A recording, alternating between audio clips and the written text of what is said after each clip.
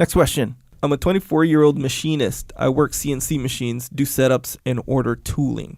Most of the people I work with have worked here for over 15 years. The owner of my company wants to make me the shop manager, and honestly, I'm not too tore up about it. I feel like the older guys who've been around won't want to take scheduling and manufacturing advice from a young guy. I have good relationships with all the shop guys, but I'm worried about stepping into this role so soon. Only been with the company for 3 years. Any advice? Okay, your boss isn't asking you to do this job if you're not ready for it. That's number one. And the fact that you don't think you're ready is a good sign. I've said this before, because it means that you're humble. So you feel like that's good. That's probably one of the reasons why you're doing well, and probably one of the reasons that your boss thinks you're ready for the job is because you're humble. So that's good. But you also have to remember that being humble has to be balanced, dichotomy of leadership, with confidence and even with a little bit of aggression.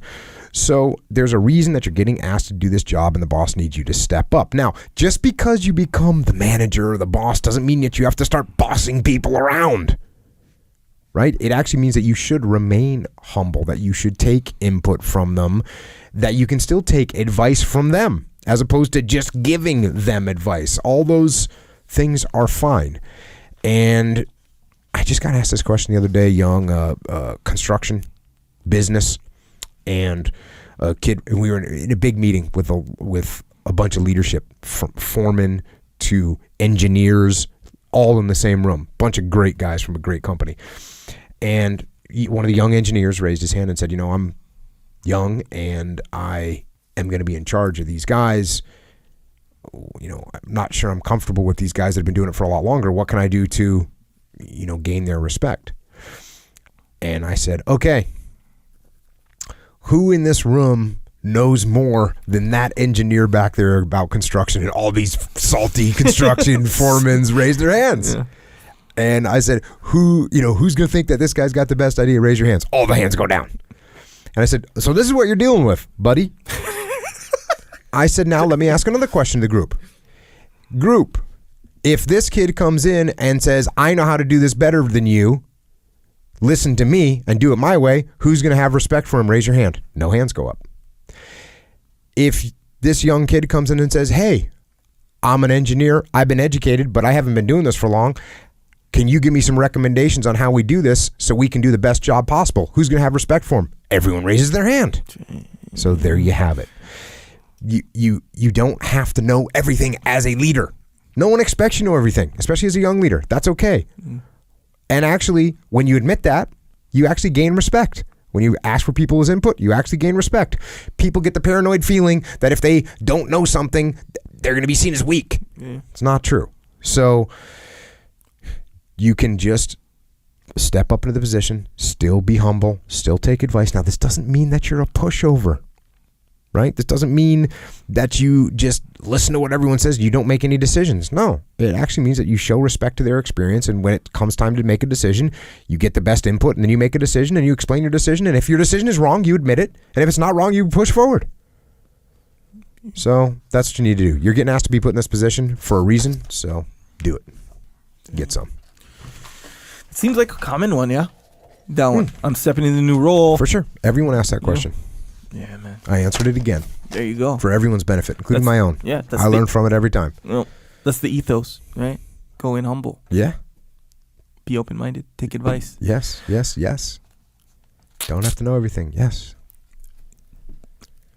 3 days ago, our neighbor, young girl, one of my daughter's friends, 12 years old, and she comes over, they're messing around, they're swimming. She grabs my daughter's jump rope, and she's jumping rope. She does the cross. You jump rope and you cross over, whatever. Crossover, yeah. Yeah.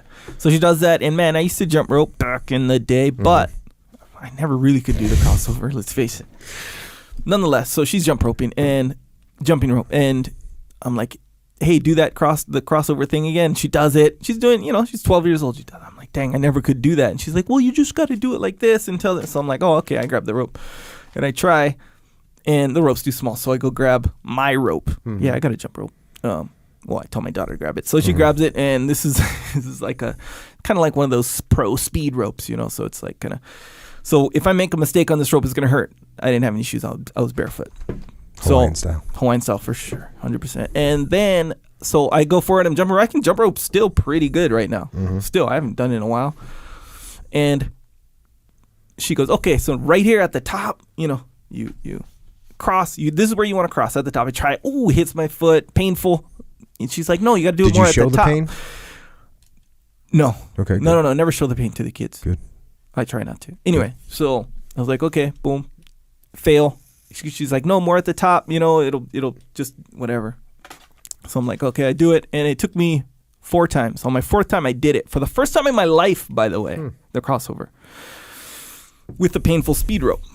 Some mental fortitude right there, thrown in. So hardcore. I did it. You should have seen. Yeah, very hardcore. But you should have seen the look on her and my daughter's face. They were like, oh, like it was, like I just got my purple belt or something. Nonetheless. So boom, what do we have right there? A situation. This is what I took from it too. We have a situation, a full-grown, athletic, arguably, person learning to do something that's really not that easy, obviously, if I've never done it in my life.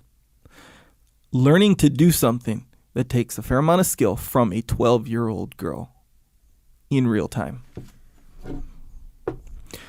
And you know what I did to boot? Gave her the credit. I said, dang, you are the best teacher. You have been going to the muster. I like that. Yes, exactly right. So that's the thing. You're still humble. The moral of your story, which was a long story, was be humble. You can learn from anybody. Yes. And when you do learn from someone, give them the credit. Boom, that's what I did. See, I said that in 13 seconds. I know, bro, but I'm just saying it was impactful and it reminded me of that story. Anyway,